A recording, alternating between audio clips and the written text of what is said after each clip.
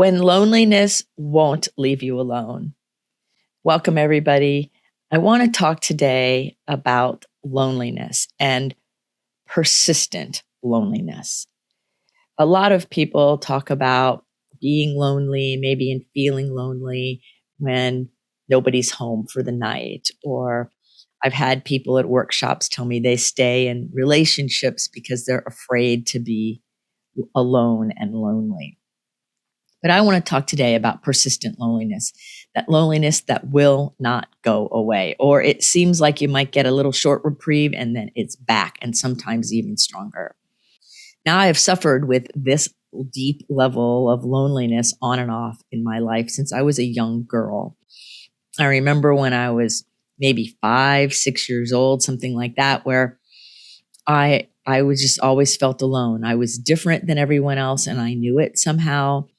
I didn't have a sense of belonging or connection to others around me. I remember even asking my family if maybe I was adopted, even though I looked just like my mother. It wasn't that. I wasn't unhappy on the outside, but deep on the inside, there was this sorrow, this loneliness, this heavy sadness, and I have no idea where it came from. It was just there. I was very intense and very sensitive and very focused and heavy and smart. I was all of those things that gifted kids are. And I was lonely, real lonely. And we've been working with people my whole career now, over 4 decades, on developing a sense of belonging, to heal deep sorrow, to heal deep loneliness, to heal complicated grief, things that seem to follow us around. Because loneliness comes from these things. It comes from feeling disconnected from our source, feeling disconnected from why we're even sucking air here on earth, feeling disconnected from the people, our family, some people call it their tribe, but where do we belong? Where do we fit in? I even wrote a book about where do we fit in, and gave all the different kinds of people names so that you could see that we all do fit in. We're all valuable. It's like a big puzzle. And when there's that deep sorrow and deep loneliness and it just won't leave you alone, sometimes things get really hard. Yeah, they do. I know, I've lived it. Sometimes there's really strong depression or an existential angst or those kinds of things where you're not depressed like in typical sense maybe, but it feels depressing. There's a despair maybe. So if any of this is resonating with you about loneliness, it won't leave you alone. There are some things to do. First of all, understand you're not alone. You're not alone. I used to think I was totally alone and I was the only one who ever felt all of these things. And the truth is that's not the case. I've since gone to a couple of high school reunions and even talked to some of my old high school friends, and they were feeling the same thing that I was feeling at the same time, but we didn't even know it. It looked different. So all of us, I think, go through these deep times where loneliness follows us around. It won't leave us alone. I think sometimes it's because we might maybe have a high spiritual calling. I know I'm highly intuitive. I know that I have a lot of spiritual gifts that I never understood, and I'm not even sure I understand them all now. But that makes things a little different for me. So maybe part of the loneliness is that. Now, there's also complicated grief that can cause loneliness and won't leave you alone. And for me, grief is a conflicting mass of human emotion that follows any significant change of behavior. Complicated grief is when there's lots of changes that have all been dumped on you without time to heal, resonate, rectify, integrate whatever is happening. And we live in a society and in a culture that over the past many decades, especially recently, there has been no real time to step out of the whirlwind and heal the grief. Heal the fact that we have had to change drastically our behaviors, who we trust, what we believe in, how to do things, all of these things. That's grief. So you can even feel grief if you make a really positive, great change, like getting married or getting engaged or having a baby. Grief comes after that because it's the feeling that happens, the conflicting mass of feelings that happen after we change any significant behavior. So it's not just if somebody dies or if there's something wrong. We feel grief when we make a change, even for the better. And we miss that in this culture. And so we can sit there and go, oh, I feel really guilty because I feel sad and I feel alone and I feel grief right now. So the person starts isolating themselves. I've worked with several new mothers who had a lot of conflicting emotion after having their babies. They loved their babies. They were connected to their babies, but there was also all of these other emotions. And they were afraid to say something because they didn't want to be a bad mother. They had all of the stigma in the world. And that complicated grief over time separated them, created a bigger loneliness pocket in their world than necessary. So that's what I want to talk about today, is how to not get stuck in the spiral and the downward death spiral of loneliness that will not leave you alone. There's also the loneliness that has to do with belonging, like looking around and going, I don't even know if I belong here. And a lot of gifted people don't really belong where they're stuck, and that's okay. I mean, I'll go around sometimes in my life and go, I don't really belong here. And now I've created a world where I belong. It took a while, though, to sort that out and to give myself permission to understand that my normal, what's important to me, is different than what's important to other people. And that's totally okay. So let's talk a little bit about what to do when loneliness won't leave you alone. Because sometimes I even feel lonely. Like I recently moved. I only have one friend really in the town I'm in. And sometimes I have a longing for a connection to somebody, a deeper longing and a deeper connection that has nothing to do with whether I'm alone or what's going on in the outside world. It's deep in my soul. And it can sound like, and it can feel like being lonely.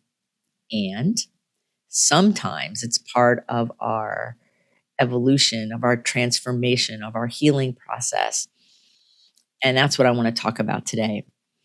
I want to remind you one thing. Well, a couple of things I'm going to remind you. But one big thing is life is not linear, meaning it's not like a straight line. It's not. It goes in circles, seasonal circles, like a slinky. Yeah. So if you say, well, I've healed that issue, this thing, and now it's back again. So either I must have didn't heal it right to start with, or why is it back? Like, what did I do wrong? And I'm here to tell you, you did nothing wrong. When we go around in a spiral, when we come back around to that same spot in a spiral, then sometimes those same issues come up on a different level, in a deeper way, in a more profound manner, so that we can really rectify on a very cellular, organic energy level, whatever that rift was, whatever that rip was in our energy field, so to speak, in our fabric of our being. And so sometimes the same topic comes up, but the value of the meaning, the value of the work, the value of the healing is totally different. Totally different. You can really see it in people who've done a lot of personal development work and they've healed some childhood trauma, or they've healed relationships with a parent. And then later on, something comes up with that parent again, and it's different.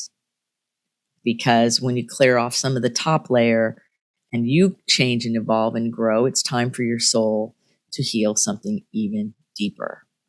That's the way it rolls. So it's totally okay to know that life is not linear and life heals. We heal in a spiral. So loneliness doesn't leave us alone, because part of the lesson of loneliness is soul connection, soul belonging. How connected am I to who I am, why I'm sucking air on earth, on the deep soul level? Because that's that connection to my source and who I am and what I'm doing here. That's when the loneliness dissipates. So the moment I get tricked into thinking that the answer to my loneliness is out here somewhere. If only this person would call me, if only this thing would happen, if only something would change on the outside, it'll all be better. Well, it might give temporary relief. That's not where the healing is. The actual bringing together, the actual healing is deep in our soul. So that loneliness that won't leave you alone is that reminder. It's that reminder that you're going up in the spiral. And it's really important to continue to go deeper and deeper and deeper within, so that all the little tendrils, all the little parts of you that really need love and nurturing and care get it from you, from your connection to the greater good. And one of the best ways I do that is in nature, because the big trees, the Gulf or the ocean, a big lake, the birds, little flowers, all of it brings me deeper into a connection with my part of this universe. Because what I believe is that every single one of us, yes, you, yes, me, all of us, we're vital puzzle pieces in the vast greatness of this universe. And it's important that you go and you get really connected to who you are and what your piece is, so you can live it. So you can live it with beauty and grace and happiness. So I notice for myself that the more I dive deep and the more I let that part of me really say yes to my part of the universe, loneliness doesn't follow me around. It goes away. But the moment I start looking outside of me for somebody else or something else outside of me to fix what's going on inside of me, in my heart, in my soul, that moment is when things go cattywampus. And that loneliness comes back, because loneliness is a disconnection. So the moment I change the channel, the moment I disconnect, or the moment I just stay distracted, woo, everywhere, right? And then there's the static that comes in.